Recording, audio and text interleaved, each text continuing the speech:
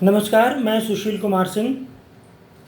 इस वक्त का पॉलिटिकल घटनाक्रम अगर देखा जाए तो सबसे महत्वपूर्ण चीज़ है केजरीवाल की गिरफ्तारी और केजरीवाल का जेल में होना। अगर हम वैदिक ज्योतिष की बात करें तो जिन जिन फार्मूलों की बात करी गई है वो सब यहाँ पर इनकी कुंडली में फेल नज़र आते हैं। लेकिन अगर मैं उस ज्योतिष की बात करूं जिसको मैं करता हूं तो बिल्कुल स्पष्ट से पांच ग्रह होते हैं। वो पांचों ग्रह यहाँ पर पूरी तरह से एक्टिव हैं इनकी कुंडली में और ज़बरदस्त तरीके से एक्टिव हैं। तो अगर मैं ये बात करूं, अब मैं अगर पुनः वैदिक ज्योतिष में मैं आऊँ तो शनि की दशा चल रही है। शनि सिक्स्थ लॉर्ड है। सिक्स्थ लॉर्ड भी जेल का ही होता है, मुकदमे क्या होता है। और वो शनि नीच का है, वक्री है, पर वर्गोत्तम है, साथ में हाँ नीच है, वर्गोत्तम है, वक्री है। वक्री होने की स्थिति में ये शनि राहु से मिल गया है। यही सबसे बड़ी समस्या है इस कुंडली की। तो शनि की दशा में फिलहाल उन्हें, मैं अगर कोई ये कहे कि कोई लाभ मिलने जा रहा है, इस पर मैं बोलना भी नहीं चाहता था। अभी उनको बहुत ज़्यादा समस्याएं लिखी हुई हैं और कोई भी तत्काल राहत नहीं दिखती अरविंद केजरीवाल को। उनकी कुंडली हम एक बार फिर से डिस्कस करते हैं।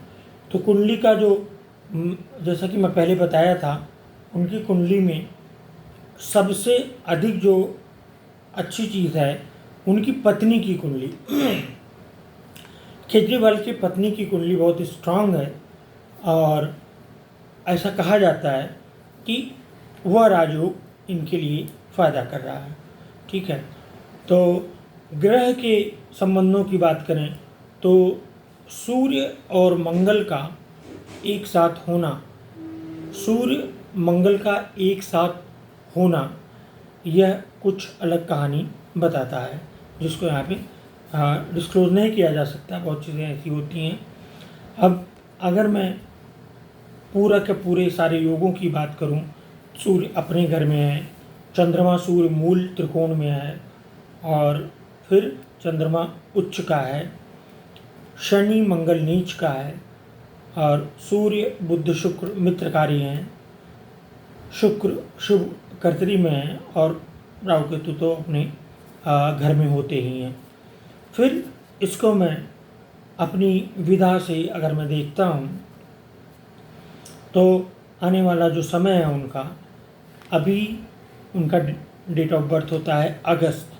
तो जब अब अगस्त आएगा तो मैं अब चलता हूँ, जो 16 अगस्त को उनकी डेट ऑफ बर्थ पड़ेगी,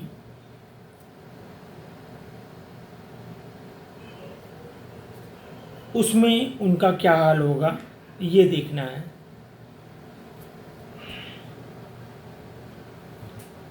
मतलब 56वां 57वां साल, 56 पूरा हो जाएगा, 57 के शुरू हो जाएंगे अगस्त से केजरीवाल साहब।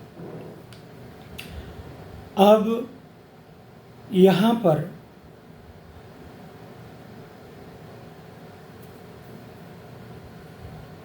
स्थितियाँ काफ़ी ख़राब हैं। काफ़ी ख़राब मतलब बहुत ख़राब है। शनि का राहु का संबंध बन रहा है, फिर केतु का बृहस्पति का संबंध बन रहा है, मंगल का राहु से संबंध बन रहा है, फिर बृहस्पति का शनि से संबंध बन रहा है। और उसके अगले साल अगर मैं देखूं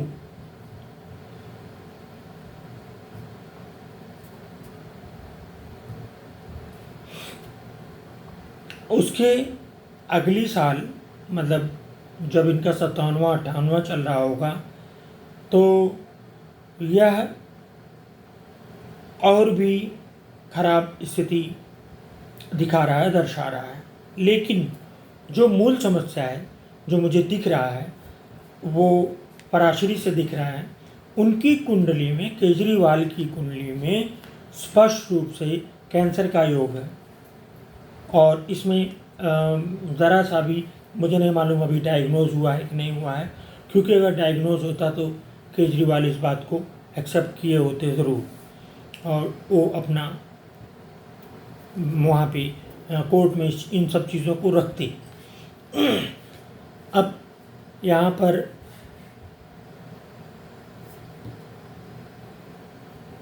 ये देखें कि ये कब से सामने आएगा, इनका जो रोग है, ये जो बीमारी है, ये कब से सामने आएगा।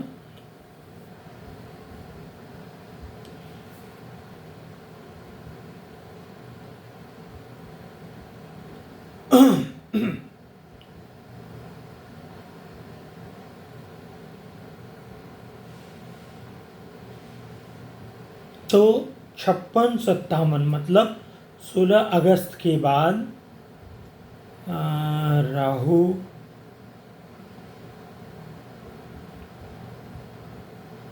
हाँ नेक्स्ट ईयर मतलब 16 अगस्त 25 से 16 अगस्त 24 से लेकर 16 अगस्त 25 तक ये चीज़ पब्लिक में आ जाएगी। और रही बात उनके पास समय की, तो उनके ऊपर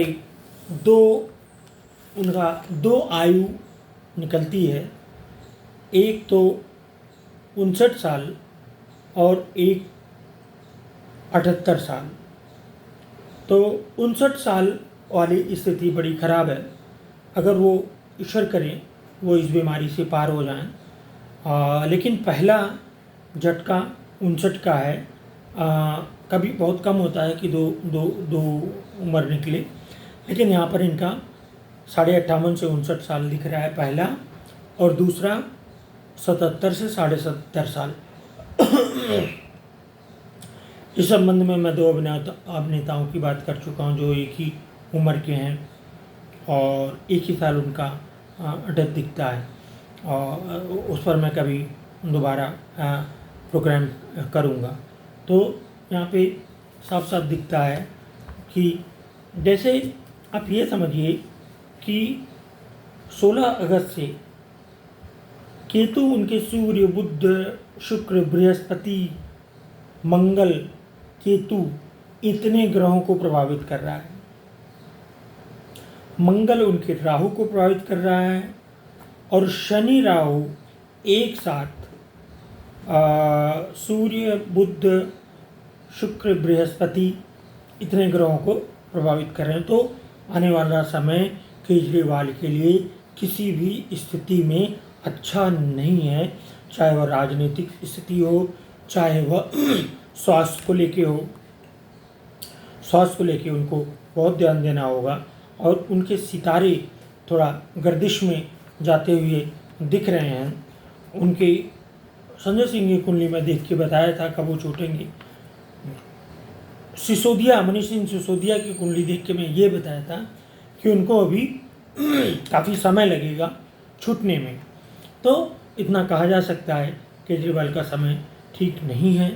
ईश्वर उनको दीर्घायु करे, अच्छी उम्र दे, हम यही ईश्वर से प्रार्थना करते हैं। दूसरा जो रेमेडी है, मैं उन्हें रेमेडी बताना चाहूँगा। नील शनि स्तोत्र का पाठ किया करें।